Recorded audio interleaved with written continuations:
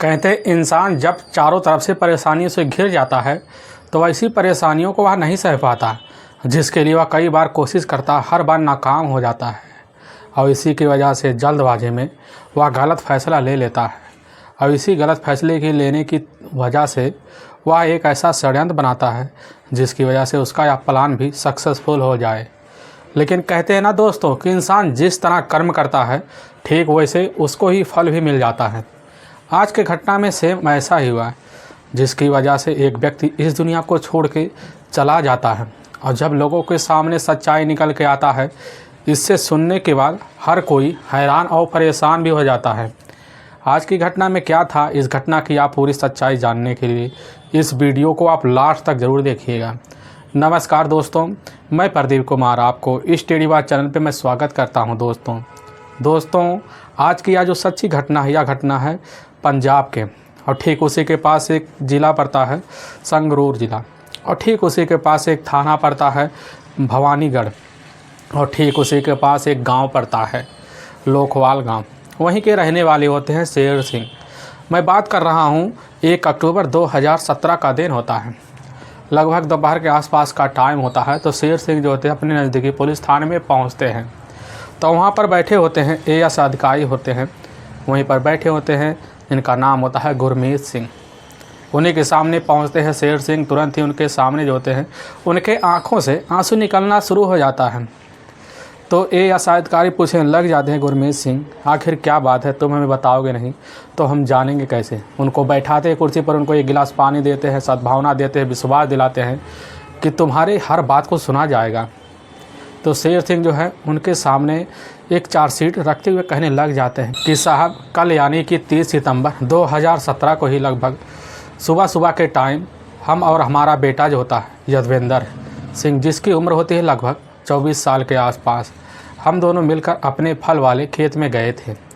वहाँ जो है कुछ खेत की जो होती है मौके पर गुड़ाई कर रहे होते हैं। तभी पास में एक फैक्ट्री होता है, उसी फैक्ट्री में से जो होते हैं वो योगेंद्र के लगभग वह चाहने वाले भी होते हैं, जिनका नाम होता है शिव कुमार और राम नरेश। दोनों उसी फैक्ट्री में लेबराई का काम करते हैं। योगेंद्र के पास आते हैं। आने के बाद योगेंद्र से लगातार लगभग कई घंटे बात करते हैं। लगभग शाम का टाइम हो जाता है, शाम भी ढल जाता है और जब 9 बजता है तो योगेंद्र और हम मिलकर दोनों जो होते हैं उन दोनों को अपनी बाइक पे बैठाते हैं। बाइक पे बैठाने के बाद रात में लगभग 9 बज जाता है, उनके फैक्ट्री छोड़ देते। इसके बाद हम दोनों वापस जाने अपने घर लगते हैं। तभी रास्ते में कोई ट्रक हमारे पीछे से आता है और हमारे बाइक को टक्कर मार देता है, जिस वजह से हमारा बेटा जो होता है यदवेंद्र वहीं पर टक्कर खा के गिर जाता है। काफ़ी लहूलुहान हो जाता है। लहूलुहान की अवस्था में तुरंत ही हम अपने नज़दीकी जो होता सरकारी अस्पताल के एम्बुलेंस को फ़ोन करते हैं। एम्बुलेंस वाले तुरंत ही आते हैं। जैसे ही अपने बेटे को हम एम्बुलेंस के थ्रू अस्पताल में ले जाने लगते हैं, रास्ते में तो वहाँ पर उसकी हालत काफ़ी ज़्यादा ख़राब हो जाती है। लेकिन पहुँचते डॉक्टर जब उसका इलाज कर देते हैं और करना भी शुरू कर देते हैं, उसी बीच हमारी बेटी की जो होती है मृत्यु हो जाती है। और डॉक्टर यह खबर सुनाते हैं, हमारा कलेजा ही एकदम सा दहल से जाता है। साहब हमें पूरा विश्वास है उस ट्रक वाले ने जानबूझकर हमारे बाइक पे टक्कर मारी है, इसकी वजह से हम ट्रक वाले के ऊपर हत्या का मुकदमा दर्ज करवाना चाहते हैं। वहाँ बैठे एसआई अधिकारी जो होते हैं उसी समय कहने लग जाते हैं, गुरमीत सिंह ठीक, हम तुम्हारे बेटे की जिसने भी हत्या की है उसकी हम पूरी जांच पड़ताल करेंगे। वह ट्रक वाला अगर कहीं भी मिल जाएगा हम उसको पकड़ लेंगे। इसी बिना पर पुलिस की जो टीम होती है आईपीएस की धारा 279 और जो होता है 304A के तहत जो होता है हत्या का मुकदमा दर्ज कर लेती है और इस केस में छानबीन करना शुरू कर देती है। पुलिस छानबीन करती है, लगभग 1 महीने छानबीन करती है, लेकिन उस ट्रक के बारे में कोई सुराग नहीं मिलता है, ना ही कोई इसके बारे में कोई बताता है। लोगों से वहाँ जहाँ पर यह घटना हुआ था उस घटना पर पहुँचते वहाँ मुआयना करते हैं, लोगों से पूछती है और सभी लोग बताते हैं कि हमने इस ट्रक का नंबर नहीं देखा है। पुलिस इस केस की छानबीन करते लगभग 4 महीने का वक्त गुजार देती है, लेकिन तभी भी उस ट्रक के बारे में पुलिस को कोई सूचना नहीं मिलता है। तभी वहाँ के जो होते हैं उस भवानीगढ़ के जो एएसआई अधिकारी होते हैं वह उस समय जो छुट्टी पर चले गए होते हैं, वहाँ पर नए सब इंस्पेक्टर आ गए होते हैं विजय कुमार आते हैं। दोबारा इस फाइल को देखने लग जाते हैं तो उनके मन में कुछ बात खड़कता है। इसी बात की खड़कने के बाद तुरंत ही दोबारा इस केस की इंक्वायरी करने के लिए घटना स्थल पर जाते हैं। घटनास्थल वालों से पूछते हैं बारीकी से, तो घटनास्थल वालों के लोगों के द्वारा जो खुलासा इसे सुनकर वह विजय कुमार यादव काफ़ी जाता है सहम से जाते हैं। वह सोचने लगते हैं कि आखिर शेख सिंह ने जो हमसे बात बताई थी उसमें कितनी सच्चाई है। इस चीज़ की जानकारी लेने के लिए पुलिस की टीम दोबारा शेख सिंह के पास जाती है और उनसे पूछने लगती है बारीकी से। तो वह कहने लगते हैं साहब हमारे बेटे का एक्सीडेंट नहीं हुआ, हमारे बेटे का किसी ने हत्या करवाया है। और पुलिस तुरंत ही चौंक जाती है। वह कहने लगती है कि तुम्हें तो पता ही था, कि तुम ही तो बोल रहे थे थाने में कि हमारे बेटे और हमारी जो है किसी ने एक्सीडेंट करवाया है। अपना पूरा शक जो होता जाहिर उस ट्रक वाले पर किया था, लेकिन अब आप कैसे कह रहे हैं कि हमारे बेटे का किसी ने जालसाजी के तहत हत्या करवाया है। विजय कुमार इस बात को सुन के काफ़ी चौंक से जाते हैं। वह कहने लग जाते हैं कि आपने पुलिस को गुमराह करने की काफ़ी ज़्यादा कोशिश की है। तो वह जो होते हैं शेर सिंह काफ़ी घबरा से जाते, कहने लगते साहब जब हमारे बेटे की यह सब काम हुआ था तो उस समय वहाँ पर हम नहीं थे, हमें बताने वाला कोई और था, हमें किसी और फ़ोन करके बुलाया था।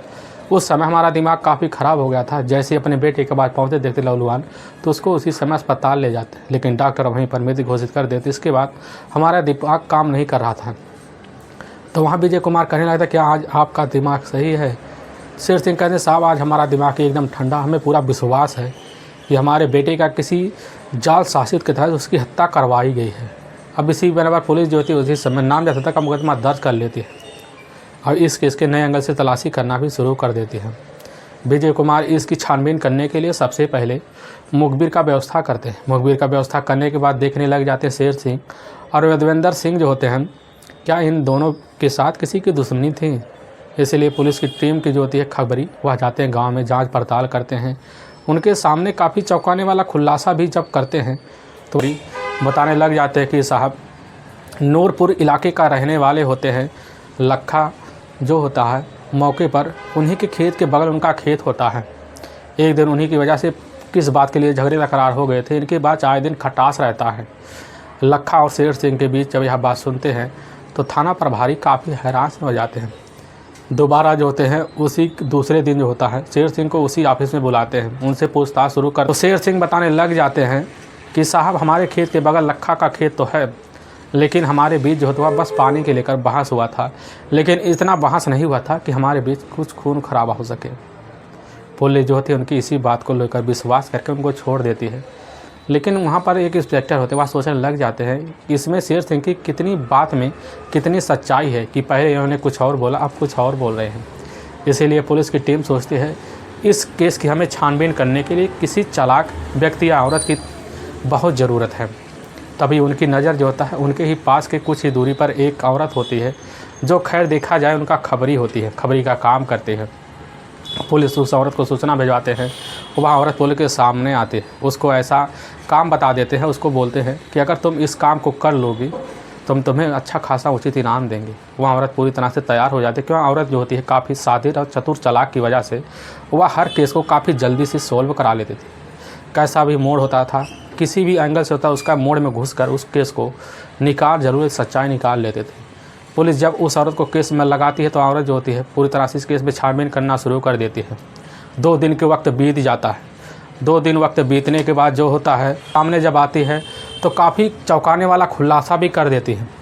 वह कहने लगती है कि शेर सिंह और या जो है लखा सिंह के बीच ऐसे बात के झगड़ा लेकर नहीं हुआ था, इनके बाद कुछ और खिचड़ी पक रहा था, जिसकी वजह से हमें पूरा विश्वास है कि लखा सिंह ने ही यह सब काम किया है।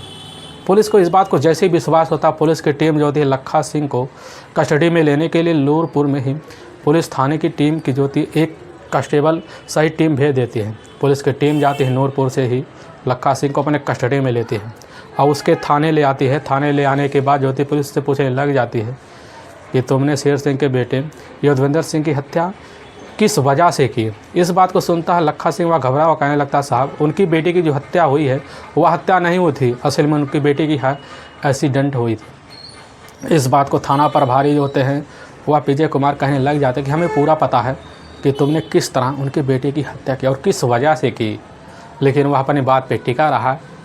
थाना प्रभारी विजय कुमार उस महिला को बुलाते हैं। जैसे ही महिला को वह देखता है लखा तुरंत ही काफ़ी जो होता है हैरान रह जाता है, काफ़ी उसके चेहरे का जो रंग होता है वह उतर चुका होता है। पुलिस उससे जो है डांट टपट के पूरी सच्चाई जो होता है जब उससे बुलवाना शुरू करती है तो पुलिस के सामने तुरंत वह जो होता है बिना कुछ दबाव के बाद तुरंत टूट भी जाता है। और पुलिस के सामने जल्द से जल्द सच्चाई भी रख देता है। वह बताने लगता है कि साहब, हमारे ही गांव के कुछ दूरी पर पड़ता है शेर सिंह का गांव। उन्हीं का एक अपना बेटा होता है यदुवंदर सिंह, जिसकी उम्र होती है लगभग वह 23 से 24 साल के बीच। यदुवंदर सिंह जो होता है अपने ही कॉलेज में होकर पढ़ने जाता था और पढ़ के चला आता था, लेकिन उसकी मुलाकात जो होता है कुछ वक्त जो होता है हमारी बेटी जो होती है एक कल्पना, जिसकी काल्पनिक नाम है, कल्पना से जब हो जाती है तो देखने में कल्पना भी वह काफ़ी खूबसूरत भी होती है। लखा की बेटी काफ़ी वह पढ़ी लिखी भी होती है, लेकिन कल्पना जो होती है सिर्फ अपने घर में ज़्यादा व्यस्त रहती है और किसी से मतलब ही नहीं रखती। लेकिन कल्पना के जो खूबसूरती को जो चर्चे होते हैं उसके गांव में पूरी तरह से फैल चुके होते हैं। उसके आस पड़ोस के लोग को जानते हैं कि कल्पना किस तरह फेमस है, लेकिन पढ़ने भी तेज़ तर्रार थी और इसी वजह से लोग उसको जानते थे। उसके पीछे कई लड़के फिदा भी थे, कई लोग जो होते उसके पीछे पड़े थे, लेकिन कई लड़कों को जो होता है इग्नोर कर देती है। वह लड़कों पे इंटरेस्ट नहीं रखती थी, वह सिर्फ अपनी मेहनत की बल पे पढ़ाई करके अपनी ज़िंदगी बनाना चाहती थी। लेकिन इसी बीच जो होता है यदुवंदर की नज़र जो होता है कल्पना पर जब पड़ता है तो यदुवंदर जैसे ही कल्पना को देखता है एक नज़र में उसका दीवाना हो जाता है और दीवाने होने की वजह से वह अपनी पढ़ाई काफ़ी ज़्यादा ढीली कर देता है। पढ़ाई करने की ढीली की इसी लत जो होता है वह जो होता है इस तरह उसके जीवन में घुस जाता है कि वह प्रेम पूरी तरह से उसके अंदर समा जाता है, जिस वजह से अंदर जो होता है दिन रात ख्यालों में जो होता है कल्पना के बातों में और उसके चेहरे में इस तरह समा जाता है कि वह आए दिन वह सोचते भी रहता है कल्पना के बारे में। और मौका निकाल कर कल्पना के ही गांव में जाता था, उसके इर्द गिर्द घर के ही बगल कई बार चक्कर लगाता था, कई बार इशारों में कल्पना को बुलाता था, लेकिन कल्पना जो होती है यदुवंदर को भाव नहीं देती। यदुवंदर इसी तरह से होता काफ़ी हैरान से रह जाता, लेकिन कभी कभी 2-2 घंटे खड़े खड़े वह काफ़ी इशारा करते। और जब भी कल्पना अपने घर से बाहर निकलती किसी काम के लिए तो यदुवंदर रास्ते में जाता, कल्पना का हाथ पकड़ लेता, हाथ झिकट देती, वह कहने लगती है तुम गलत कर रहे हो, जो कर रहे हो या सही नहीं कर रहे हो। लेकिन इसी तरह आए दिन पीछे पड़ा रहता है।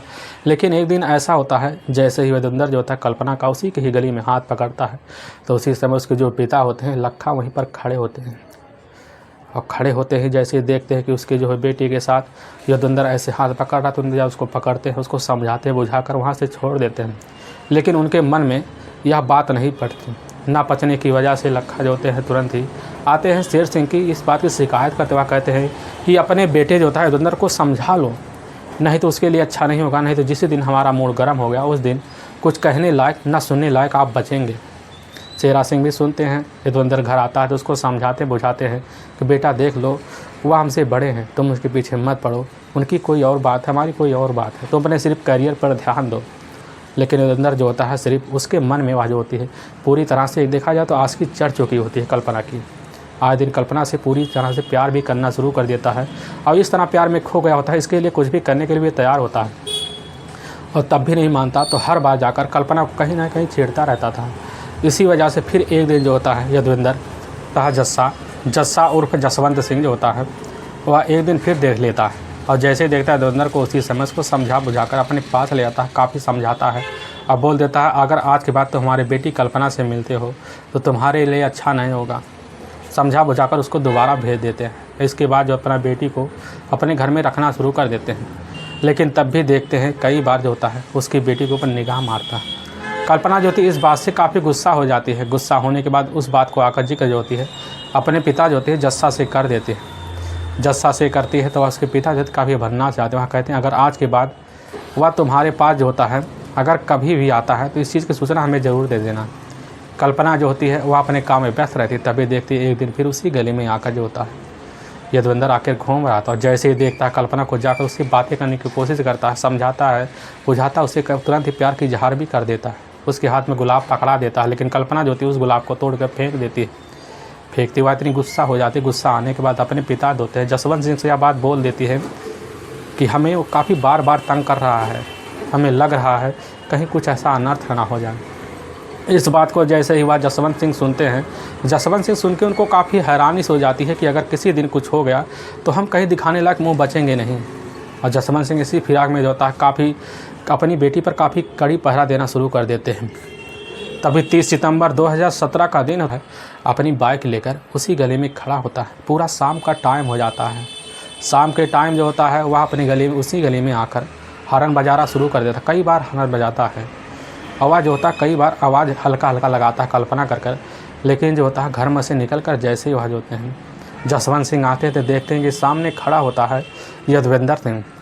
उसको देखते हैं तो उसके पास गुस्से में ही जाते हैं, अपने अंदर एक तीर की जैसी भावना रख कर वहीं पर एकदम दबा से लेते हैं। उसके पास जाते, उसको समझाते बुझाते हैं, उसको समझा बुझाकर उसको एक कमरे के किनारे ले जाते हैं और उसको ऐसे फुसलाते हैं और फुसला कर जो होता है लगभग खेत की तरफ ले जाते हैं। तो वहाँ उनकी जो होती है काफ़ी बड़ी फैक्ट्री होती है और उसी फैक्ट्री में उनका एक नौकर होता है सुखविंदर सिंह और साथ में उनका भतीजा होता है मनदीप सिंह। दोनों वहीं पर होते हैं। उनके सामने ले जाता है यदुवेंद्र सिंह को और उनके सामने मिलकर बातें करता है। उनसे कहने लगता है कि तुम आज के बाद हमारी बेटी का पीछा छोड़ दो। लेकिन वह यदुवेंद्र सिंह अपनी बात पे अड़ जाता है। अड़ने की वजह से जसवंत सिंह उसी तरह उसकी जो होती तुरंत ही इशारे में पिटाई करवाना शुरू करा देते हैं। लेकिन पिटाई इतना करवा देते हैं जिसकी वजह से वहीं जो होती है उसकी हत्या भी हो जाती है। काफ़ी तीनों सनस रह जाते हैं, वहाँ समझ नहीं पाते हैं कि हमारे हाथ से आखिर में हो क्या गया। और इस हत्या के जुल्म से बचने के लिए जो होता है जसवंत सिंह एक शातिर प्लान बनाते हैं और इस प्लान के तहत जो होता है इस केस को एक्सीडेंटल देने की कोशिश भी करते हैं। तभी जो होता है दोनों को एक इशारा करते हैं। इशारा करने के बाद जो होता है दोनों ट्रैक्टर लाते हैं। ट्रैक्टर में ले जाकर उसके बॉडी को ही डंप कर देते हैं और साथ में अपना जो होता है मोटरसाइकिल उसी ट्रैक्टर में डालकर जो होता है तीनों ट्रैक्टर सही जो होता है नाभा रोड पे ले जाते हैं। नाभा रोड पे ले जाने के बाद जैसे चन्ना गांव के पास पहुंचते हैं तो उसके बॉडी को सोच जगह देख कर वहाँ पर तुरंत ही डंप कर देते हैं। डंप करने के बाद कुछ दूर जाकर वहाँ लगने लगते हैं। तभी वहाँ पर एक ट्रक आता है। ट्रक जो होता है उसके शरीर पर पूरी तरह से चढ़ा देता है। तभी समझ जाते अब चाहते हैं कि हमारा सारा काम हो गया। होने के बाद वह जो है अपने अपने घर चले आते हैं। वाकई में दोस्तों पुलिस की जो टीम होती है जसवंत सिंह उर्फ लखा पूरी बात सुनती है। सुनने के बाद काफ़ी हैरान से हो जाती है। हैरान होने के बाद दूसरी टीम जाती है। वह जाती है जाकर मनदीप सिंह और साथ में उसका जो था नौकर सुखविंदर सिंह को भी अपने कस्टडी में लेती है। दोनों को ले आती है, सामने पेश करती है। दोनों अपना जुर्म कबूल कर लेते हैं और इन तीनों को ले जाकर वहाँ के ही कोर्ट में पेश करती है। इन तीनों पर लगभग 4 महीने का केस और चलता है। यानी कि पूरा जो मामला होता है लगभग 8 महीने लग जाते हैं सुलझाने में। 8 महीने बाद पुलिस जो होती है इन तीनों पर गंभीर धारा मुकदमा दर्ज करके ले जाकर जेल में डाल देती है। दोस्तों हमें इस घटना का सुनाने का उद्देश्य किसी को परेशान करना नहीं है और ना ही किसी को दिल को ठेस पहुंचाना है।